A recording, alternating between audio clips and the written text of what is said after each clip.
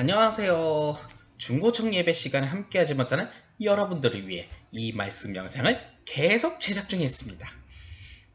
열심히 제작 중에 있죠. 곧 있으면 이제 여름 성경학교가 있습니다. 중고등부 여러분, 청년부 여러분, 도와주세요. 여러분들이 스텝으로 돼야 제가 잘 할 수 있는데, 그러기 위해서는 여름 성경학교 때 나눠야 할 주제를 미리 여러분들과 나눠야 하는 게 좋겠다 싶어서 여름 성경학교 주제를 이렇게 다시 한번 가져왔습니다. 우선 말씀부터 같이 읽어보도록 하겠습니다. 마태복음 4장 19절에서 20절까지의 말씀입니다. 하나, 둘, 셋. 말씀하실 때 나를 따라오라. 내가 너희를 사람을 낚는 어부가 되게 하리라 하시니 그들이 곧 그물을 버려두고 예수를 따르니라. 아멘. 제가 어렸을 적에 자주 듣던 말이 있습니다. 우리 어머니께서 잔소리면 잔소리, 아니면 조언이면 조언, 이렇게 자주 듣던 말이 있죠. 좋은 친구와 좋은 선생님을 만나야 한다. 그것을 위해 이 엄마는 자주 기도하고 있어요. 라고 말했던 적이 있었죠. 그래서 저는 그 어머니께 그런 얘기를 아주 귀에 가시가 박힌 적은 없지만 박힐 정도로 많이 듣고 자랐습니다. 여러분들은 이런 말을 자주 들어본 적 있나요? 아니면 어머니의 간절한 마음, 좋은 말로는 사랑, 나쁜 말로는 잔소리라고도 할 수 있는데 그런 말을 자주 들어본 적 있나요? 저는 이 얘기를 듣다 보고 어릴 적에 성경을 보다 보니 이런 생각을 하게 되었습니다. 성경의 이야기는 주님과 사람이 만나는 이야기다. 그래서 그 사람이 새롭게 변화되는 이야기가 바로 성경의 이야기가 아니었나라는 생각을 어릴 적부터 하게 되었습니다. 그래서 이번 여름 성경학교 때는 주님을 인격적으로 만나는 이야기를 토대로 주님과의 만남, 친구와의 만남, 새로운 공동체와의 만남을 토대로 새롭게 공동체를 그리고 교회를 세워가는 교회 학교를 더욱더 풍족하게 하는 이야기를 나눠보면 어떨까 하는 생각에 준비를 해봤습니다. 여러 만남이 있습니다. 모세도 만났고 아브라함도 만났고 삭개오도 만났고 기타 등등 여러 사람들이 있는데 그 중에 특별히 베드로라는 사람에 대한 이야기로 우리가 특별히 여름 성경학교 이야기를 나눠보려고 합니다. 자, 그럼 주님을 만난 베드로라는 제목으로 한번 하는데 그럼 베드로는 누구인고 하면 우리가 쉽게 알 수 있죠. 어부, 고기꾼, 낚시꾼. 이들의 특징은요. 교육을 받지 못했습니다. 학교를 제대로 다니지 못했죠. 왜냐? 배 운전하는 것만 잘하고 금을 던지는 것만 잘하면 만사 다 오케이거든요. 이런 어부였던 사람, 즉 간단히 말해서 그 베드로에게 좀 참 미안하지만 간단하게 말해서 무식한 사람이라고 표현하면 되는데 듣는 베드로가 기분 나쁘지 않으실런지 모르겠네요. 아무튼 간략하게 쉽게 표현하면 그런 사람이라고 볼 수 있지요. 자, 그런데 베드로가 예수님을 처음 만났을 때 상황을 성경 구절에서 한번 찾아보도록 하겠습니다.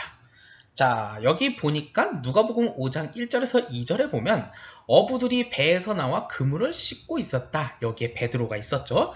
여기서 배에서 나와 그물을 씻고 있었다라고 합니다. 이 상황은요. 그물을 씻는 일, 즉 하루의 일과를 마치고 정리하는 중이었습니다. 다른 성경 구절에서 보면 하루 또 열심히 고기잡이를 했으나 그 고기잡이가 다 실패하고 에이 오늘은 그냥 망쳤다. 야, 집에 가자. 하고 이제 그물을 씻고 정리하는 중이죠. 왜 그물을 씻냐고요? 어차피 나중에 바닷물에 던질 때 아무튼 깨끗하게 해야 하는 뒷정리 같은 개념인 거예요. 그냥 그러려니 하세요. 우리가 어부가 돼본 적이 없어서 이걸 왜 씻는지에 대한 의문은 제기할 수 있지만 그냥 아무튼 성경 구절에서 말하는 것은 오늘 하루 일과를 정리하고 마치는 베드로의 모습을 성경에서 말하고 있죠. 그런데 갑자기 베드로의 배에서 올라와서 말씀을 가르치는 거예요. 그러니까 배를 정리하고 옆에서 금을 씻고 있는데 갑자기 그냥 베드로의 배에 딱 올라와서 갑자기 거기가 좀 높으니까 상대적으로 높은 위치에서 말씀을 싹 증거하고 있는 거예요. 주님이 어쩌고저쩌고 하나님이 어쩌고저쩌고 우리는 이렇게 살아야 한다 어쩌고저쩌고 이렇게 딱 얘기를 하고 있고 갑자기 하는 말 깊은 데로 가서 그물을 내려 물고기를 잡아라 라고 이야기를 하고 있는 거예요. 근데 여기서 보면 우리가 말하고죠? 뒷정리하고 있잖아요. 정리하고 있는데 아이 그 물고기 금을 내리라고 할 거면 금을 씻기 전에 말하면 안 돼요? 왜 금을 다 씻고 정리하고 이제 집에 가서 좀 자려고 하는데 쉬려고 하는데 만화 영화 보려고 하는데 만화 영화는 아닌가? 드라마 보려고 하는데 갑자기 일을 시키는 그런 느낌. 이때 당시에 베드로의 생각을 한번 추측해 본다면 아이고 오늘 문 닫고 집에 가는데 내 배 위에 허락도 없이 왜 올라가 저 양반은 이런 생각도 할 수도 있고요. 아 나 금을 씻고 퇴근하는 거 안 보이나 왜 갑자기 또 금을 내리라고 하는 거야. 아유 깊은 곳에서 금을 내리라고? 내가 전문가야. 거기가 물고기 안 잡혀. 그때 당시 기술력으로는 안 잡혀요. 지금은 잡히는데 지금의 이제 테크놀로지컬한 기술력으로는 잡히는데 아무튼 그때 당시에는 안 잡혀요. 아무튼 베드로는 아마 이런 생각을 하면서 불평하지 않았을까. 그리고 또 결정적으로 야 너 나무꾼 출신이지 목수 출신이잖아. 어? 나무 깎는 사람 나보다 전문가 아니잖아. 근데 뭐 그 깊은 곳에서 금을 내리라고? 에이 무슨 전문가 앞에서 이렇게 얘기하지 않았을까 생각을 하지 않았을까. 실제로 예수님의 아버지는 목수 출신이라서 가구 제작 뭐 그런 쪽에 예수님이 전문가였기도 합니다. 아무튼 이렇게 참 뭐 보면 좀 속상한 만남 중에 예수님과 베드로가 만났던 거죠. 자 그렇다면 베드로는 예수님이 깊은 곳에 그물 한번 던져 이렇게 딱 말하면 베드로가 웃기고 앉아있네 하면서 탁상 다 뒤집었지 않았을까라는 생각도 해봅니다만 누가복음 5장 5절 말씀에 보면 이렇게 베드로는 말합니다. 말씀에 의지해. 정확히 말하면 우리들 밤새 수고했는데 하나도 잡은 거 없어요. 이건 좀 뒤끝 있죠? 살짝 좀 뒤끝 맛이 좀 있는 것 같아요. 야 밤새 노력했는데 못 잡았어요. 근데 그렇게 해야 돼? 하는데 중요한 한마디를 하죠. 말씀에 의지해 내가 금을 내리겠다. 솔직히 우리 장사 수완 안 돼요. 장사가 안 돼. 못 잡았어. 근데 말씀에 의지해 내가 해보겠다. 라고 이야기를 한 거죠. 퇴근이 늦어졌지만 예수님의 말씀에 순종하는 베드로의 모습이 바로 여기에 담겨져 있던 거예요. 나중에 그 결과는 고기 잡은 것이 심히 많아 그물이 찢어질 정도로 잡았다라고 하죠. 결과는 매우 많은 물고기를 낚았고 그런 과정에 그걸 가지고 여러 동무들에게 서로 도와달라고 이야기할 정도로 그리고 그걸 나눠줄 정도로 베드로의 모습도 있습니다. 그럼 이때 베드로는 예수님에 대해서 어떻게 생각했을까? 나보다 더 전문가야? 아니면 이런 생각했었죠. 이야 저 사람 다리 몽둥이 분질러 놓고 여기다 가둬놓으면 장사수완 잘 되겠는데? 뭐 이렇게 생각하는 장사꾼의 모습도 있지 않았을까라는 생각도 해봅니다만 베드로는 그러지 않고 이렇게 말을 합니다. 누가복음 5장 8절 주여 나를 떠나소서 나는 죄인이로소이다. 자신의 부족한 모습을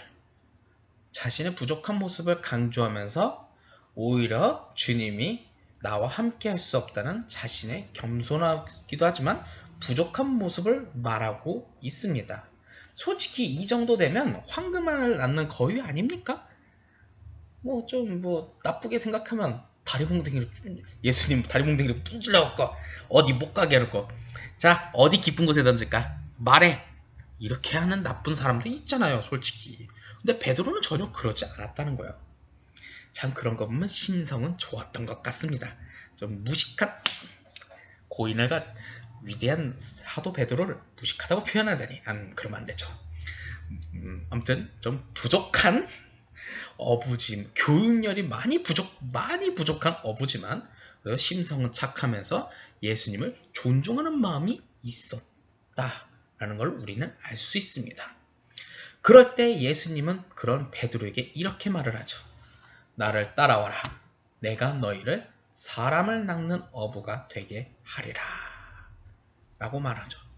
예수님은 베드로를 복음 전도자, 사람을 낚는 어부, 이제 사람을 낚았다 어쩌다 해서 사기꾼들이 자주 쓰는 말, 사기를 쳤다라는 말로 요새 21세기 용어는 좀 자주 쓰이는데 이때 당시 용어에는 네가 진정으로 세상 속에 버려져 있는 세상 물속에 버려져 있는 그 사람들을 하나님 나라로 인도하는 사람으로 하겠다라는 뜻을 갖고 있어요. 이게 왜 어쩌다 사기를 친다는 용어로 좀 요새 좀 많이 변형되는지 모르겠는데, 이 말뜻은 예수님을 복음 전도자로 선택했다는 거죠. 이때 이 순간에 베드로의 삶이 어부의 삶, 무식한 어부의 삶이 복음 전도자의 삶으로 바뀌었다라는 거예요.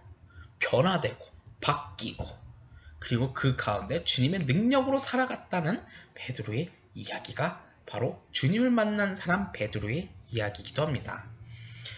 이처럼 우리가 한 번쯤은 생각해 봤을 때 성경의 이야기는 주님과 사람이 만남의 순간에 사람이 새롭게 변화되는 이야기입니다.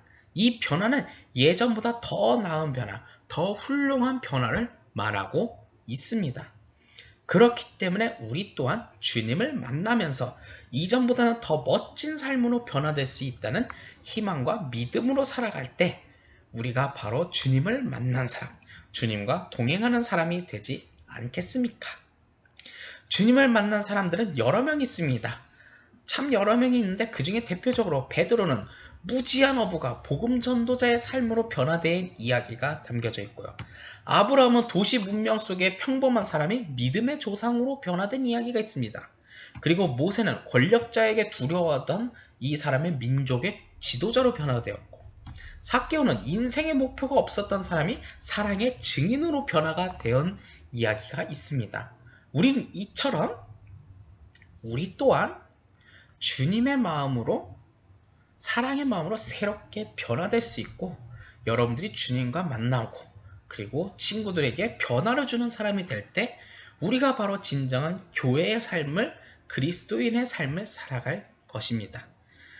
이번 여름 성경학교를 통해 그렇게 되기를 원하며, 그 전에 우리 중고청 먼저 이런 변화가 있을 때 우리는 더욱더 하나님 앞에 영광 돌리며 살아갈 수 있을 것입니다. 그렇게 살아갈 수 있는 여러분들이 되기를 간절히 소망합니다. 오늘의 영상은 여기까지입니다.